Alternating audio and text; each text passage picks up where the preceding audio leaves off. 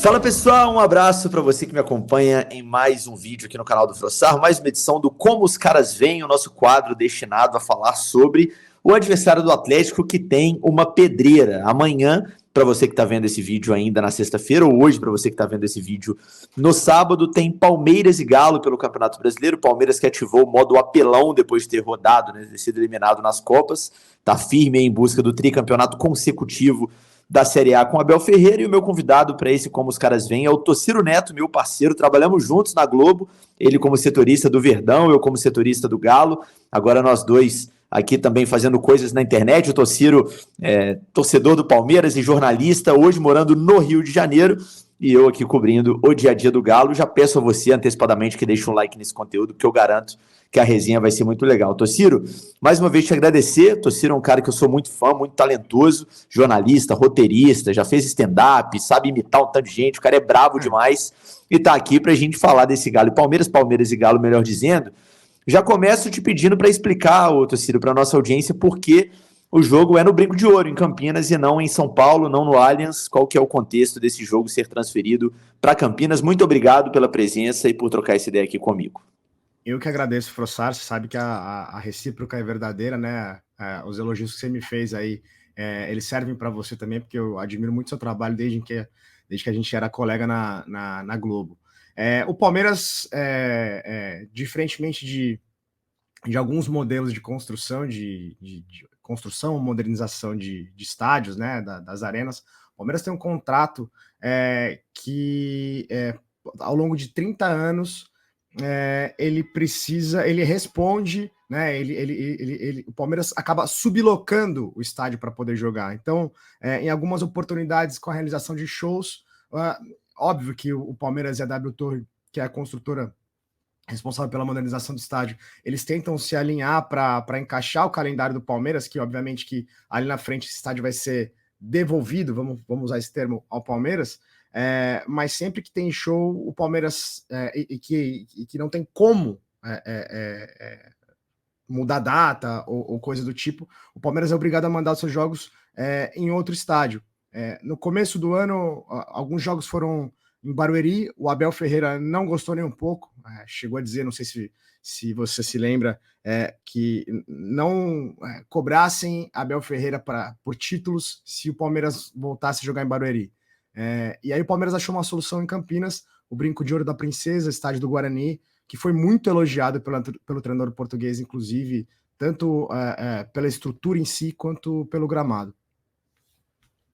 Perfeito, e dessa vez o show tava dando uma pesquisada, é do Eric Clapton, né, no Allianz, na data aí do jogo, e pelo menos é um bom show, porque eu particularmente, assim, quando vejo que um jogo saiu de um estádio para um show de um artista que eu pelo menos não gosto, falo, não, cara, mas que desperdício de espaço, mas nesse caso tem que respeitar o show do Eric Clapton. Né? Cara, se você pegar o cronograma de eventos do Allianz Parque nos últimos anos, tiveram algumas bizarrices, tá?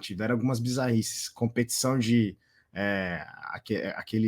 aqueles carros com pneus gigantes, sabe? Esse tipo de coisa. Cara, muita bizarrice que forçou o Palmeiras a sair do estádio, o que é ruim, né? Porque o Palmeiras é muito forte no Allianz Parque. Barueri também acaba ficando um pouco distante para o pessoal se locomover, não que Campinas não fique, né?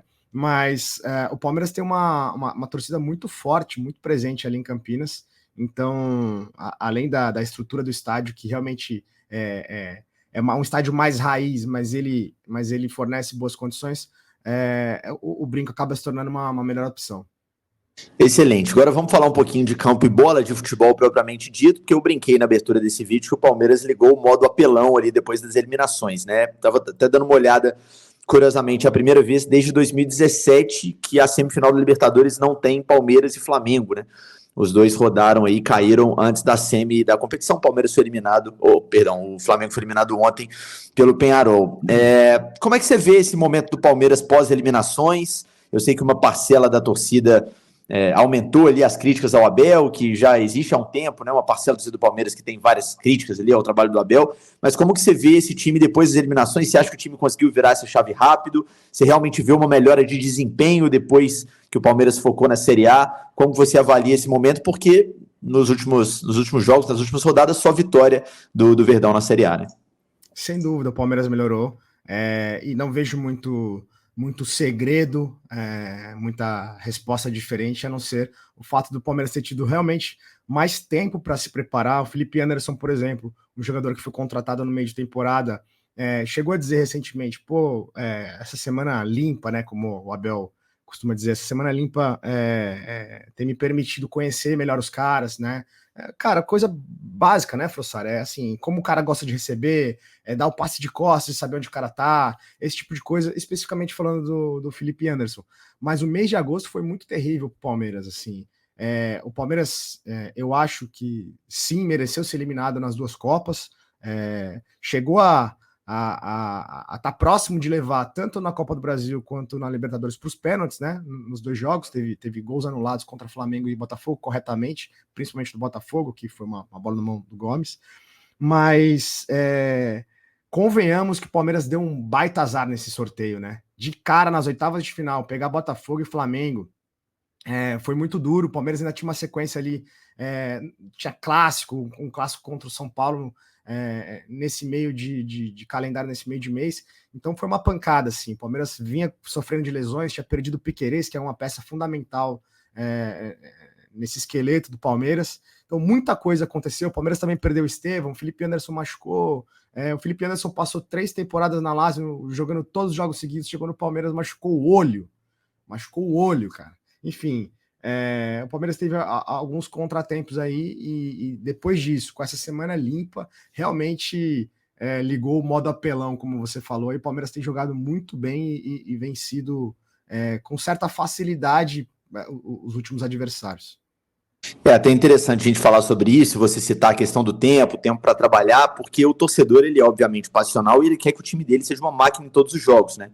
Depois da eliminação do Flamengo, o Atlético hoje é o único clube vivo na Libertadores e na Copa do Brasil, né? Sobrou só o Galo vivo em tudo, o Botafogo já caiu na Copa do Brasil cara, o torcedor ainda assim não admite um jogo abaixo no Brasileiro, que o treinador às vezes precisa segurar titulares. Acontece com todo mundo, acontece com o Palmeiras, que é o time mais vitorioso do Brasil nos últimos anos, ali duelando com o Flamengo, mas não tem como jogar 3 competições simultâneas com os mesmos caras, uma hora o desempenho vai sofrer por várias razões, como disse Tociro no bom exemplo aí do Felipe Anderson.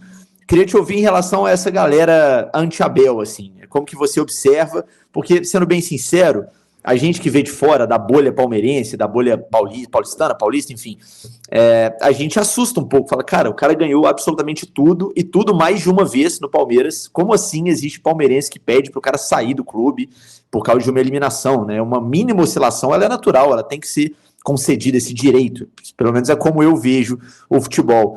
Como que você observa essa questão de, mesmo o Abel tendo um currículo de títulos absurdo no Palmeiras, ter que conviver com essa parcela da torcida, que imagino eu que seja a minoria, que basta uma eliminação, já deu, manda embora, acabou a era Abel. Queria a sua percepção disso tudo. Frossart, assim, se tem uma coisa que a proibição ao Twitter no Brasil ajudou o Palmeiras foi, cara, essa galera do Twitter, cara. O Palmeiras tem um grupo, um colegiado de torcedores de Twitter ali que são muito muito críticos, assim, não conseguem ver paz no Palmeiras. Ao mesmo tempo, é um recorte muito pequeno, né? Você que, enfim, trabalhou em grandes veículos, você sabe que muitas vezes, infelizmente, a gente acaba pesando um pouquinho a mão quando usa um exemplo de críticas em redes sociais como torcida do Atlético Mineiro, torcida do Palmeiras, pega parte pelo todo ali e acaba dando um viés negativo para o momento e nem sempre é assim. Eu conheço algumas pessoas reais, né? Porque eu vou te confessar que tem momentos que eu acho que tem até torcedor rival por trás desses perfis, cara, sinceramente. Mas eu conheço gente realmente que faz críticas pesadas ao Abel por conta especificamente de teimosia. E realmente o Abel é um cara teimoso, assim. Ele não gosta de dar o braço a torcer. Quando ele entende que ele precisa fazer algo para vencer, ele vai com aquela crença dele até o final. Cara, tem alguns exemplos aí. Tem no ano passado, na eliminação para o Boca Juniors, no Allianz Parque, também, o Abel, né, no jogo de ida, deixou o Endrick no banco de reservas. Dessa vez ele segurou o Estevão e o Felipe Anderson na volta de lesão, sendo que 2, 3 semanas depois, o Mike voltando de lesão, ele escalou o Mike como titular. Então, o Abel tem ele é um tipo teimoso, tá? Ele é um tipo teimoso e nas coletivas dele ele até tem entrado em muito confronto com jornalistas, se valendo da máxima de que ele estudou para ser treinador, então o jornalista quer estar no lugar dele para ir para estar. O Renato teve uma fala parecida recentemente, Renato Gaúcho, né? Precisa estudar para estar lá. Eu sou crítico ao Abel especificamente nas entrevistas coletivas dele, sendo muito sincero, assim, acho que ele perde a linha em alguns momentos, mas para ser mais prático, mais objetivo aqui na resposta, eu acho que é uma parcela muito, muito pequena que pede a saída do Abel. Assim. A própria torcida organizada do Palmeiras, a Mancha Verde, recentemente teve um caso de invasão à academia de futebol, né? O Abel não gostou nada daquilo, não recebeu os torcedores organizados, e mesmo assim, mesmo com as críticas do Abel na entrevista seguinte, no jogo seguinte, os caras fechados com o Abel, muito fechados, assim, a torcida tem uma música pro Abel, e depois que cantam o nome dos jogadores na escalação toda do 1 a 11, cantam também do Abel, essa música do Abel. Então, assim, no geral, a ampla maioria de torcedores está fechada com o Abel. Eu te explicaria por isso, cara. Assim, tem gente que vê no Abel um tipo muito teimoso e quer ser, de fato, ali o torcedor quer ser o treinador, quer escalar ou quer não escalar o Rony, por exemplo, sabe? Pô, o Rony, não sei. Enfim, agora o Rony nem é titular, mas foi um exemplo de meses para trás. Hein? É muito, muito interessante e importante você falar isso, porque é um alerta para todo mundo. É claro que para a gente que trabalha com comunicação é mais importante a gente ter isso em vista, que é uma minoria, para não correr o risco de transportar, como você falou, isso como uma opinião de uma parcela relevante, porque às vezes não é, na maioria dos casos não é. Mas vale para todo mundo, cara, porque realmente as redes sociais elas dão uma impressão de todo quando claramente é uma parcela, assim, e eu vejo muito isso agora, por exemplo, o Paulinho, atacante do Atlético, está vivendo uma fase muito ruim em relação a perder gols. Tem perdido gols absurdos mesmo, assim, inaceitáveis. Só que tem aquela galera que vai pro lado do esse aí é horroroso, Bagre, atual artilheiro do último brasileiro, inclusive, artilheiro do brasileiro 23. Horrível, manda embora, joga, coloca no banco para qualquer um jogar, e aí você vê umas coisas dessas na internet, você assusta, mas é o que você falou, é uma parcela muito pequena, a maioria tem um mínimo de sensatez para olhar, cara, é um ótimo jogador em uma fase ruim, em algum momento o cara vai voltar a fazer gol e tal, enfim. O Paulinho perdeu um gol incrível contra o o Palmeiras, né? Inclusive na Libertadores. Exatamente, teve esse gol também. Mas assim, eu citei o Rony agora há pouco.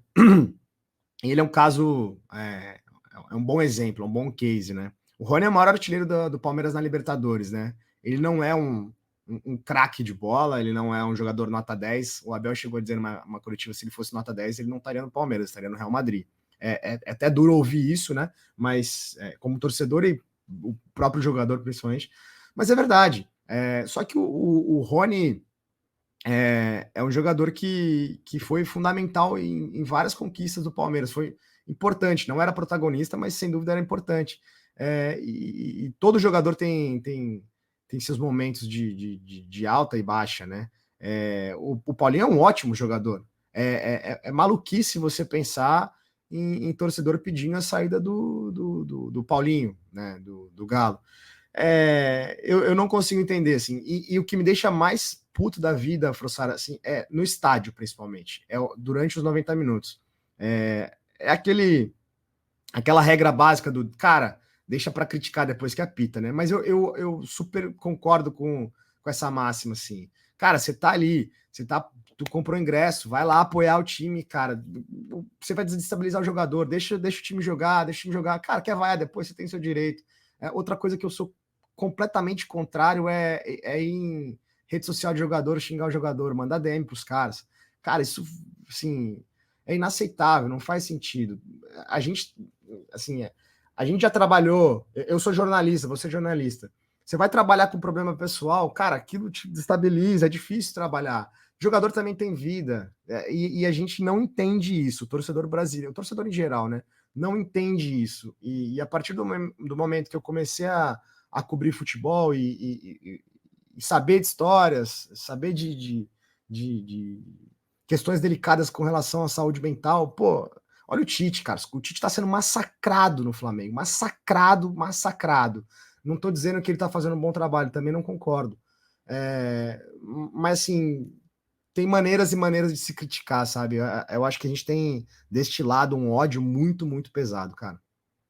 Acabou ficando Excelente, um papo de concordo. coach aqui, Não, né? mas, Perdão, mas, mas cara, foi excelente você ter entrado nesse ponto, porque eu acho que é por aí sim, assim. E é um tema que está muito em evidência na bolha atleticana aqui, porque agora, depois do jogo contra o Fluminense, o Lianco, né, o zagueiro que acabou de voltar para o sim, Galo, deu um verdade. depoimento fortíssimo. Dei sorte de ter sido ao meu microfone. Digo que é sorte porque a pergunta não foi sobre isso, porque eu não tinha como eu imaginar que ele estava passando por isso. A pergunta foi sobre a torcida e ele se sentiu à vontade. E eu, inclusive, eu agradeço por isso, para tocar nesse tema. Foi uma ótima resposta. E eu acho que realmente assim, é uma pressão exagerada e nem sempre o cara vai ter o entendimento de ler essas mensagens odiosas, essas mensagens que destilam ódio inaceitável e vai interpretar como uma parcela pequena. Às vezes uma pessoa que está frustrada e está depositando uma frustração ali em cima do hobby dela, que é o futebol, enfim. Então, é triste, é pesado realmente a gente observar esse tipo de coisa e a gente que é profissional da comunicação, a gente tem que ter um mínimo de discernimento na hora de criticar, né? Nunca levar para o pessoal, evitar algumas palavras meio pejorativas assim. E, cara, futebol é resultado, né? O cara volta a jogar bem, aí a galera ama. Eu até escrevi. Aliás, vale uma pergunta para você sobre esse personagem que eu vou citar agora. Eu escrevo para um jornal aqui Eu de até BH, o imagino Tempo. que seja. Exato. Eu escrevi hoje uma coluna sobre o Davidson, né? O Davinho não tem como não escrever, porque ele acabou de ser protagonista da classificação do Galo para a Semi.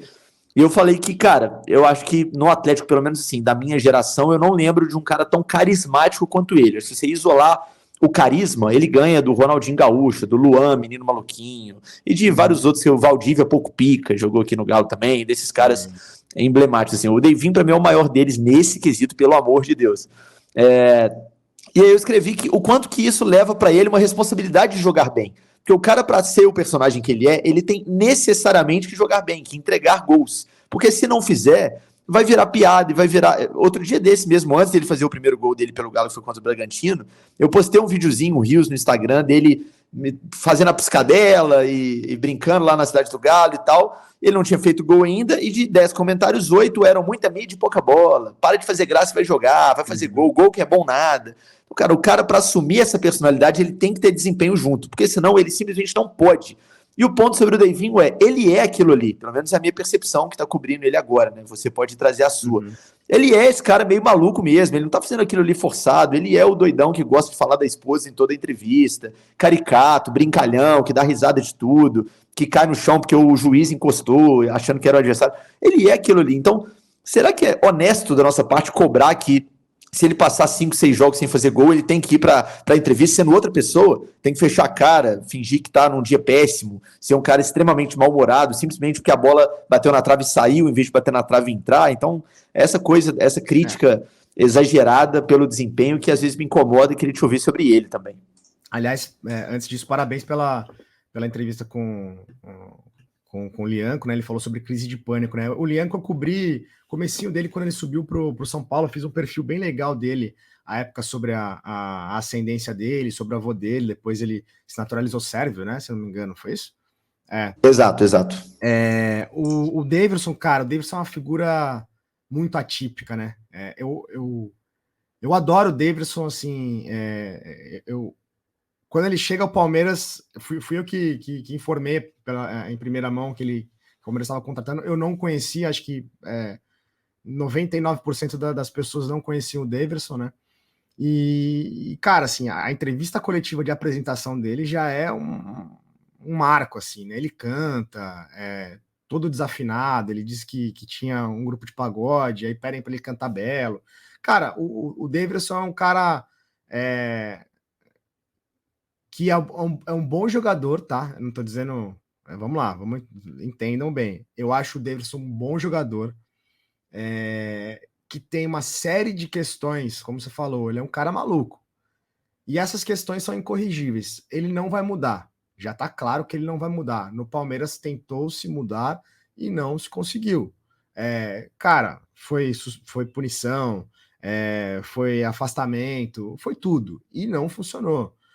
Ele estava fechado com a China, deu ok, depois disse não, o Palmeiras deixou de ganhar muita grana, só que olha como o mundo é. Tempos depois ele vai e faz o gol do título da Libertadores. Concordo contigo de que, assim,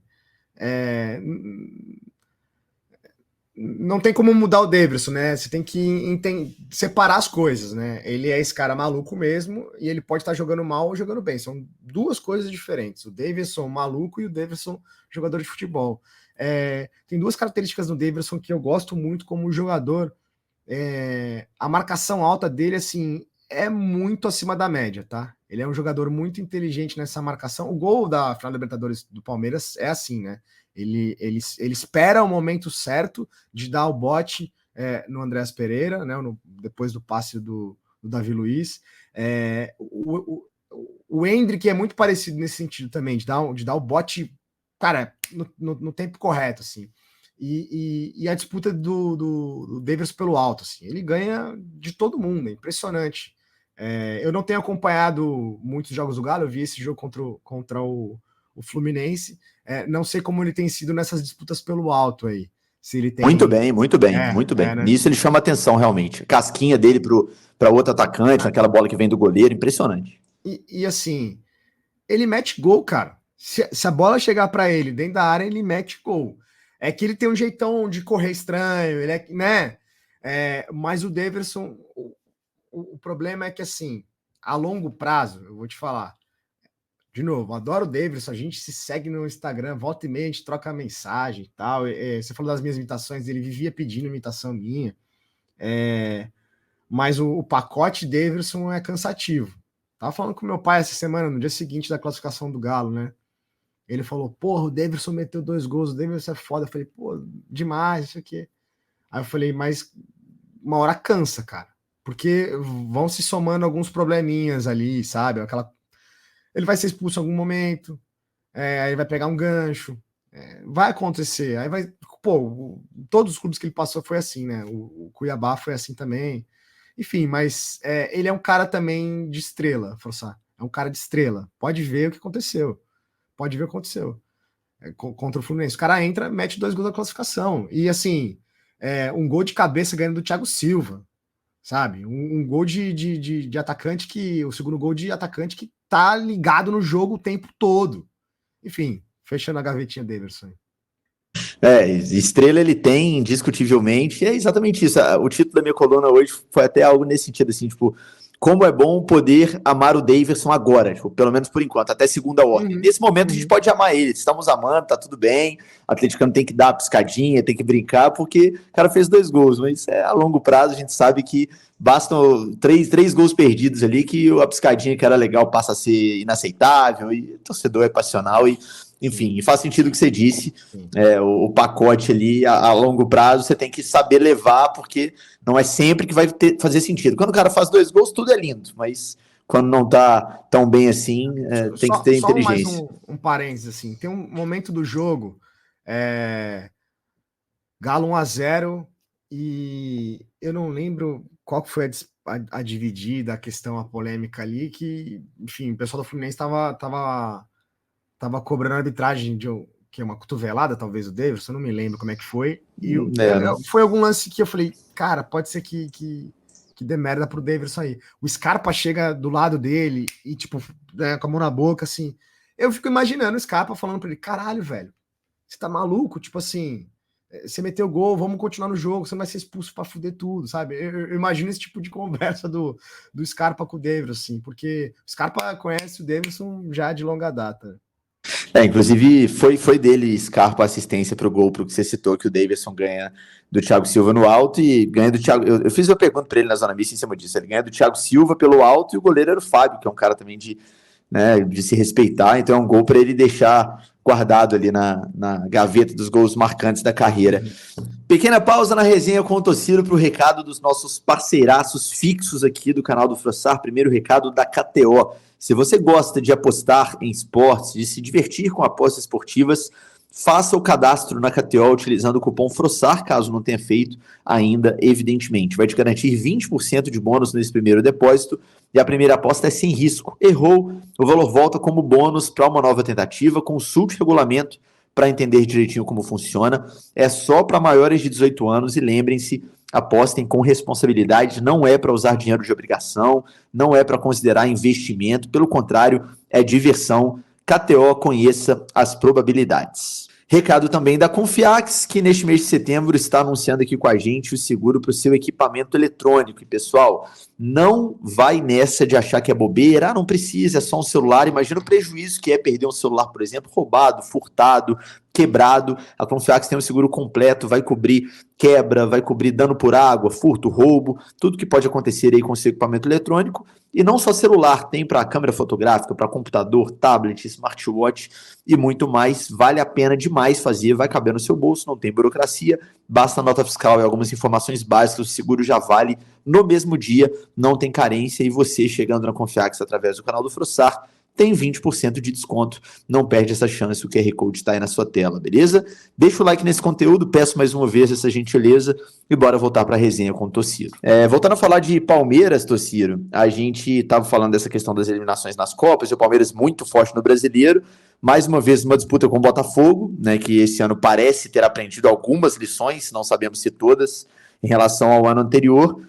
Quanto essa responsabilidade de buscar esse tricampeonato consecutivo aumenta depois das Copas? É óbvio que aumenta, porque o palmeirense quer título, mas assim, se é daquelas pessoas que colocam na caixinha da obrigação esse tricampeonato pelo fato de o Palmeiras ter caído nas Copas, ou você entende que, com uma certa naturalidade, caso o Botafogo leve nesse ano, qual que é a sua avaliação dessa reta final de Brasileirão, nessa disputa que, para mim, não vai fugir de Palmeiras e Botafogo? Também acho que não vai fugir. Cara, não coloco, nunca colocaria um título como uma obrigação, a não ser quando, por exemplo, na situação do Botafogo no ano passado, com 13 pontos, 14, aquilo era obrigação. Vamos combinar. O Palmeiras perdeu o título assim em 2009 sob o comando do Muricy Ramalho, até hoje não me desce. Assim, Palmeiras 7 pontos na frente, um time muito bom, o Palmeiras não classificou nem para Libertadores. Nesse caso, eu acho que é obrigação, assim, tá? A coisa tem que acontecer. Falo mais como né, com um lado mais passional do que racional, mas tem que acontecer. Agora, o Palmeiras está 3 pontos atrás do Botafogo, que é como você falou, um time que está maturado, né? Ele vem muito melhor do que no ano passado, ele se reforçou. Tem um treinador diferente, tem um goleiro diferente, né? Não tô dizendo que como é que é? Esqueci o nome do goleiro, meu Deus, me fugiu. O do ano passado, né? Era Perry, não? Lucas Perry. Lucas Perry. Eu não tô dizendo que o Lucas Perry não fosse um bom goleiro, ao contrário, ele salvou o Botafogo várias vezes, né? E também não tô super valorizando o John, não. Mas assim, o Botafogo mudou muito o time, muito, né? O Arthur Jorge até na última coletiva saiu em defesa do Marlon Freitas, porque foi feita uma pergunta para ele, você é um dos poucos remanescentes desse time titular e tal. Então acho que vai ser uma disputa muito difícil. A torcida organizada que foi cobrar o Abel, que eu citei há pouco, que invadiu a academia de futebol, ela gritou, não é mole não, Brasileirão, Brasileiro agora é obrigação. E no pior momento ali, né, o Palmeiras recém-eliminado das 2 Copas, o time parecia em frangalhos, mas aí veio a data FIFA, né, o Palmeiras deu uma respirada, encaixou novamente. Não acho que seja obrigação, mas vou te falar que com o Botafogo vivo na Libertadores, com o Palmeiras tendo um jogo, um confronto direto com o Botafogo ainda como mandante no Allianz Parque no começo de dezembro, eu acho que tem muita coisa para rolar.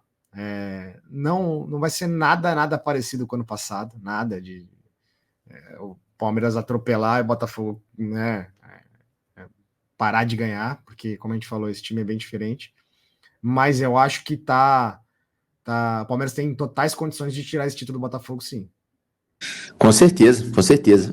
Não vai ser igual ano passado, até porque ano passado o Palmeiras tinha que tirar uma margem enorme, agora a margem é pequena, de vantagem do Botafogo, e o Botafogo tinha que ter uma pipocada histórica, que acabou acontecendo. Esse ano não, basta uma oscilação pequena, se o Palmeiras aproveitar, vai assumir a liderança, tem um confronto direto, como você citou, vai ser uma briga boa, com certeza. Botafogo e Fluminense na rodada anterior, né? Se não fosse o lance do Felipe Melo, o Palmeiras estaria a 1 ponto.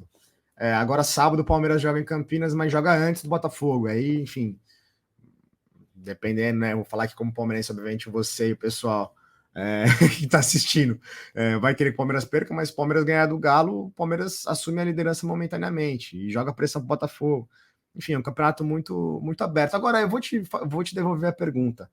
Como é que o torcedor do Galo tá pensando, tá encarando o Campeonato Brasileiro agora com o Galo vivo nas duas Copas? Cara, eu acho que agora que tá na semi das duas Copas, pode ser que mude um pouquinho o discurso no sentido de aceitar um pouco mais essa priorização, porque até antes do duelo com o Fluminense e antes do duelo com o São Paulo também, os duelos de quartas que tivemos, curiosamente contra os dois campeões, né, da Copa do Brasil, São Paulo, e da Libertadores do Fluminense, o atleticano estava muito sem aceitar quando o Milito preservava no Brasileiro, no sentido de, cara, não tem como a gente confiar que esse time regular igual tá vai ganhar uma das Copas, a gente tem que garantir Libertadores via Brasileiro.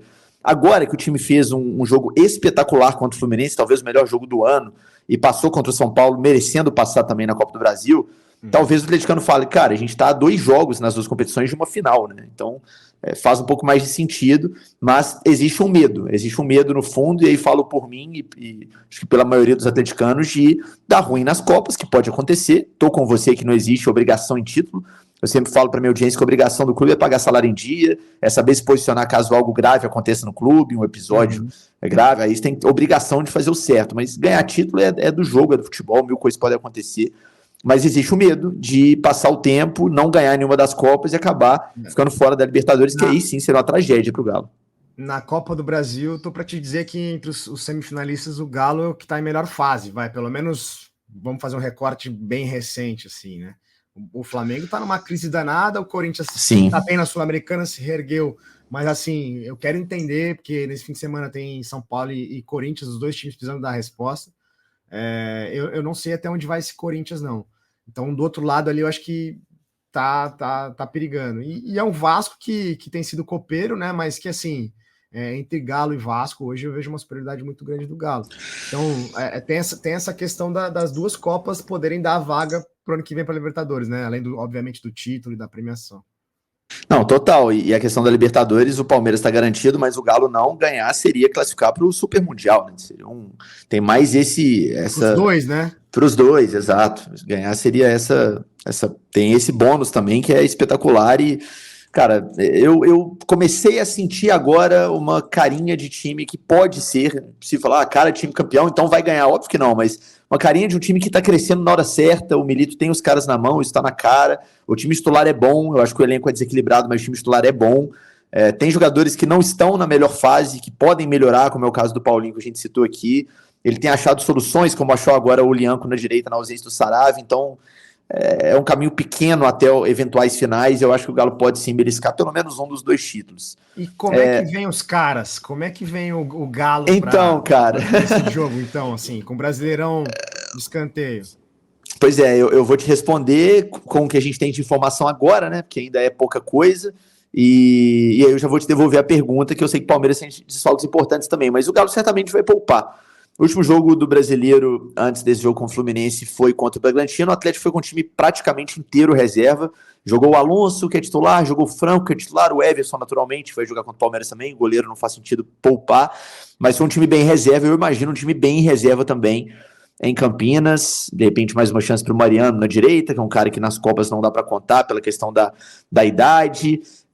A zaga também deve ser mexida. O Bruno Fux acabou perdendo posição agora recentemente, já foi titular do time, deve jogar contra o Palmeiras, porque não vem jogando. O Atlético tem 2 jogadores que não podem jogar a Copa do Brasil, né? Que é o Fausto Vera e o próprio Daverson. Esses caras devem jogar, imagino, porque não vão enfrentar o Vasco. O Rubens é um ótimo lateral esquerdo reserva. Aliás, para mim, tá errado ele ser só o reserva do Arana, porque é um jogador que era meia na base, que pode jogar em outras posições, então certamente será titular contra o Palmeiras, e é um cara que o nível realmente não cai, mesmo o Arana sendo um jogador muito bom que é. O Rubens dá para brigar por posição, inclusive, na cabeça de muita gente. Ao meio campo ali, eu não acho que ele vai... Eu acho que ele vai com meio titular, a menos que o Franco esteja muito desgastado. O Vera vai jogar com certeza, e o Franco deve jogar mesmo jogando também contra o Vasco, porque meio que não tem outra opção. Assim, o Otávio tá lesionado, tem o garoto Paulo Vitor, que é da base, mas o time acaba se sentindo. O outro que pode jogar por dentro, né, como meia, é o Batalha, que é o zagueiro titular do time. Eu acho que ele deve segurar o Batalha para jogar contra o Vasco. E aí do meio para frente deve ser uma escalação bem, bem diferente, alternativa, cara. De repente um Igor Gomes, Palácios, Cadu e Daverson, por exemplo. Um time bem mais reserva do que titular. Claro que ele pode pensar 2, 3 nomes titulares que estão inteiros para jogar, mas deve ser um time bem alternativo em Campinas, porque vai ser dias antes desse jogo da ida contra o Vasco em BH, né? O Galo agora tendo que abrir uma vantagem em casa para resolver no Rio, ao contrário do que tem feito, né, nas últimas classificatórias, né? Resolveu em casa contra o São Paulo, resolveu em casa contra o Fluminense, contra o São Lourenço, contra o CRB, agora vai desde fora, então muda um pouquinho essa postura. Já te devolvo a pergunta, como é que chega o Palmeiras? Eu estava dando uma olhada antes da gente gravar, vi que tem desfalques importantes, quem são e como que você acha que o time será desenhado sem esses caras? O Palmeiras deve continuar sem o Estevão, que enfim, dispensa comentários, disparado o melhor jogador do Palmeiras, tem jogado muito bem e infelizmente tem sofrido com algumas lesões aí recentemente, é o principal desfalque. Muito provavelmente ele só vai jogar na semana que vem contra o Bragantino, está com uma lesão muscular. Na semana passada, no domingo, o Palmeiras também não teve o Marcos Rocha, né? Sentiu dores na coxa direita no último treino e por isso jogou o Giai. E aí, assim, sem querer abrir o jogo, mas já abrindo o jogo, eu acho que ali é o ponto fraco do Palmeiras nesse sábado. Assim, o Giai é um jogador argentino que tem muito potencial, mas aparentemente não assistia muito ao futebol brasileiro. Ele vai com uma sede ao pote para cima de uns caras assim, Coutinho, Arrascaeta, e assim, ele é facilmente jantado. Aquele drible espetacular do Coutinho foi nele, né? Agora Foi daqueles que você faz até aquela careta, assim. Nossa. Exatamente. Assim, mas ele tem melhorado, ele tem aprendido, ele deu até entrevista coletiva nessa semana, ele tem melhorado defensivamente, que para mim é o ponto fraco dele. Ele tem outro defeito que, assim, se ele jogar, se o Marcos Rocha não tiver 100% ainda e ele jogar, eu te garanto que vai ter algum lance em que vão encostar a mão nele, ele vai cair, vai perder um tempão. Isso é uma coisa que me irrita profundamente, assim, principalmente quando o time não tá ganhando ainda, ou tá perdendo. Então eu acho que o Palmeiras deve ter um time muito, muito parecido. Eu não tenho a informação ainda de quem vai ser o lateral direito. O Mike, que era o titular, ele tá voltando, tá em fase de transição física, né? Mas a dupla de zaga titular, Murilo e Gomes, mantida. Na esquerda também tem uma dúvida. Eu tô te falando assim, com relação a desfalque certo, zero informação de apuração de treino, porque hoje em dia eu já não faço mais isso. Mas na semana passada, na rodada passada, o Palmeiras não teve o Caio Paulista, que estava suspenso. Jogou o Vanderlan, que inclusive foi o pivô daquele lance do não pênalti contra o Vasco. O meio-campo aí é o setor que tem mais baixas, né? O Aníbal Moreno é titular, mas o Palmeiras não tem nem Richard Rios, nem Zé Rafael suspenso. A opção do Abel muito provavelmente vai ser o Fabinho, que é um volante da base, que entra muito pontualmente, mas sempre entra bem. É um volante que dá muita dá conta do recado, e eu acho que o Palmeiras não vai sentir falta em termos de marcação nessa partida. Tem a opção, claro, do Gabriel Menino, mas eu acredito que ele vá com o Fabinho. E aí o Maurício, na armação desse time que tenta tomar a liderança do Botafogo nesse sábado. Boa. O trio da frente, como você disse, o Veiga, o Felipe Anderson e o Flaco Lopes, né? A gente, obviamente, agradece muito o fato de o Estevão estar fora, um jogador que fez um golaço, inclusive, no jogo do primeiro turno na Arena MRV, naquele jogo que foi um vareio de bola do Palmeiras, um pouco condicionado pela expulsão, né? Do Hulk, jogar com um a menos contra o time bom igual o time do Palmeiras realmente é pedir para tomar uma goleada. Foi um dos resultados aí que fizeram o Milito enfrentar uma instabilidade bem complicada na época de muitos desfalques no Galo, mas é um resultado que não é aceitável mesmo com um a menos. Mas o fato é que o Estevão é cracaço. Aliás, existe uma história bem forte, e eu já ouvi inclusive de pessoas que trabalhavam no clube na época, que depois que o Estevão sai do Cruzeiro, ele chega a treinar na cidade do Galo e por um desacerto financeiro assim, meio inaceitável, perdem ele pro Palmeiras e tá aí o moleque valendo 60 e tantos milhões de euros. A saída dele foi muito conturbada, né, de Minas, né? Foi. Meio torta, né? complexa, mas enfim, cracaço de bola, como é um privilégio ver esses moleques do Palmeiras jogando bola. Eu sempre conto uma história, torcida, até contar para você também, já que tem Palmeiras envolvido, de um jogo que eu cobri, eu tava na Globo ainda como repórter já de transmissão, eu tava no inicinho assim, e bastidores aí pra quem tá assistindo, quando o repórter de transmissão tá começando, ele pega uns jogos menores, né, naturalmente, você não estreia fazendo um Galo e Palmeiras do Brasileirão Série A, domingo às 4 da tarde, você pega um jogo de base, vai... Aí eu fui fazer um jogo de sub-17, cara, Atlético e Palmeiras, no Sesc Venda Nova, aqui em Belo Horizonte, e o time do Palmeiras tinha o Estevão, o Hendrick e o Luiz Guilherme jogando. Cara, eu sempre conto essa história que foi o jogo que eu cobri na minha vida que alguns jogadores mais destoavam do resto, assim. Os três, especificamente, pareciam adultos jogando contra crianças. Era um negócio inacreditável, assim. Parecia que eles iam fazer o que eles quisessem, na hora que quisessem. Podia juntar 5 neles que nada ia acontecer. O Palmeiras goleou esse jogo, não vou lembrar de quanto.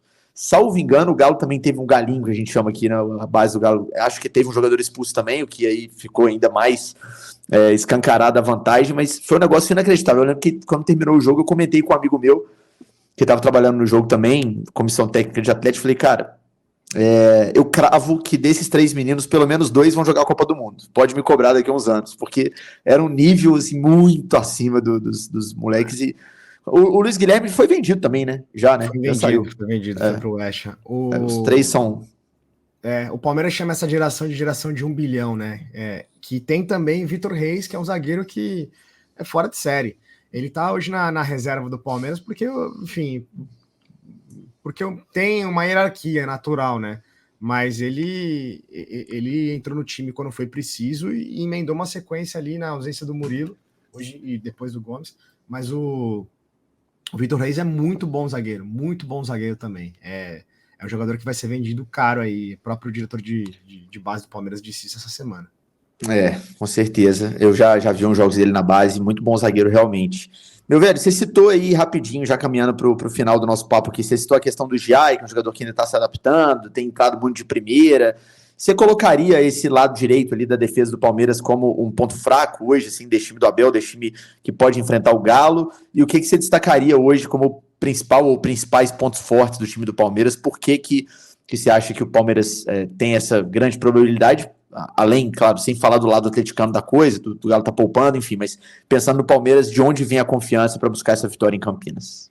Eu acho que, assim, as laterais do Palmeiras têm alternado muito, né? Isso de nomes mesmo, assim. Ora tá jogando o Caio Paulista, que estava numa sequência boa, ele foi suspenso, aí entrou o Vanderlan. O Vanderlan não foi muito bem contra o Vasco, teve o lance, obviamente, ali em que ele foi o pivô daquele não pênalti contra o Vasco, né? O Giai também teve uma tomada de bola, uma recuperação ali, um contra-ataque que eram 3 contra 2, ele demorou demais para fazer o passe, o Palmeiras não podia ter matado o jogo ali em vez de ter sofrido. Então, as laterais titulares do Palmeiras, Piquerez e Mike, para mim, são assim, classe A. Agora, quando o Palmeiras precisa fazer mudanças com o Marcos Rocha, que é um jogador que, cara, o Marcos Rocha é um veterano extremamente experiente, enfim, multicampeão, mas também vai chegando a idade, né? Chega uma hora que a idade bate. E o Giai, ao contrário, é um jogador muito jovem, assim como o Vanderlan. Então, se tiver hoje em dia um calcanhar de Aquiles ali, eu acho que seriam as laterais, sobretudo hoje, à direita. O ponto forte do Palmeiras, principalmente sem o Estevão, cara, é o coletivo. É clichê, mas realmente é o coletivo. Se tivesse que destacar um jogador que é decisivo nesse Palmeiras sem o Estevão, por incrível que pareça, eu diria o Everton. O Everton tá agarrando demais. É aquele jogador que, assim, ele não é citado nos programas esportivos porque o Palmeiras não tem tomado gol. O Palmeiras tem ganhado de 5-0, enfim, ganhou mais apertado do Vasco, mas criou para ganhar de 4. O Everton, ele precisa fazer 1 ou 2 defesas, mas assim, defesas muito difíceis. Contra o Vasco ele fez defesas muito difíceis. Até propriamente contra o Cuiabá, contra o Criciúma. Atlético Paranaense também ele foi muito bem. Então assim, é um jogador que eu destaco como fundamental nesse time do Palmeiras. Ele começou a temporada muito mal, muito aquém da média dele, sofrendo alguns gols bem estranhos. Mas hoje ele voltou a ser um paredão, assim. Acho que A força do Palmeiras é uma força coletiva, tanto é que Rafael Veiga, Zé Rafael, hoje em dia nem são mais os titulares em contestes desse time. Dudu é um jogador que está no banco, né? Tem toda aquela questão dele provavelmente sair no final do ano. O Estevão está fora, então é um time muito coletivo. Mas eu destacaria, se fosse para destacar uma peça, eu destacaria o Everton. Eu ia justamente perguntar sobre o Dudu, como é que tá o momento dele depois daquele imbróglio, de possível saída para o Cruzeiro, acabou ficando organizada no meio, aquela bagunça. Tem contrato até o fim do outro ano ou já termina agora em dezembro, Não, até o fim do outro? E aí a ideia é negociarem ele na virada da temporada, é isso? Assim, eu vou falar como a diretoria pensa, tá? Como a diretoria do Palmeiras pensa. O Dudu hoje é um passivo muito grande, né? Porque é um jogador que recebe um salário alto, dizem que na casa de 2 milhões de reais, e não joga, né? Porque, enfim, também o Abel... Porque o Abel gosta tanto do Estevão e gosta tanto do Felipe Anderson. São dois jogadores que recompõem muito bem. O Felipe Anderson, tecnicamente, é muito bom jogador, mas ele tem uma noção de espaço defensiva muito grande, de recuperação, de retomada de posse. E o Dudu hoje, na verdade, o Dudu nunca fez isso, né? Assim, fez forçadamente algumas vezes, mas não é um jogador que cumpre bem esse papel. E ele vem de lesão no joelho, uma lesão chata, grave, né? Na idade que ele tem. Então, não é um jogador que o Palmeiras vê mais tanto futuro, infelizmente.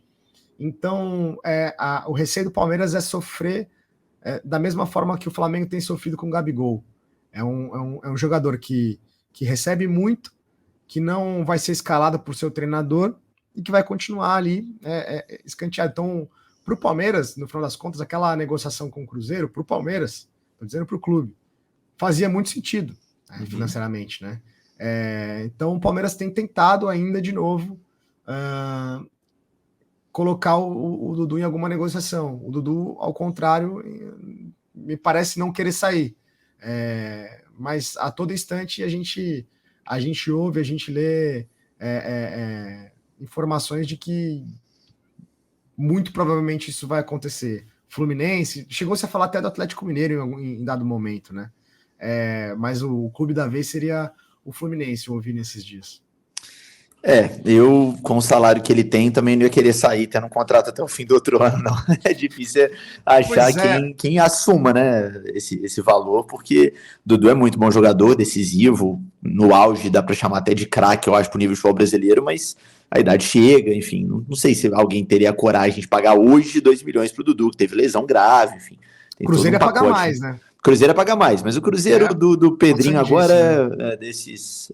Enfim, eu falar não tem credibilidade nenhuma para falar, porque vão taxar que eu tô falando como atleticano, mas é aquela típica gestão que chega abrindo os cofres sem restrições, né? Pedrinho e Alexandre Matos querendo mostrar serviço, trazer jogador de nome para trazer a torcida e tal, mas assim, times com gestões um pouco mais equilibradas neste momento não fariam, pelo menos eu não vejo ninguém que assim, pagaria hoje 2 milhões pro Dudu, com exceção, e talvez o Flamengo seja um valor mais normal para os caras pagarem. O Atlético, por exemplo, não vejo a menor possibilidade do time pagar essa grana no Dudu hoje em dia.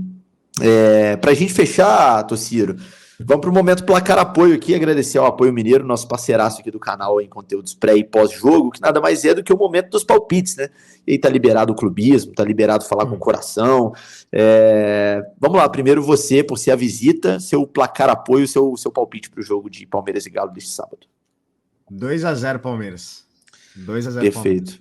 Quer falar os gols de quem ou deixem aberto?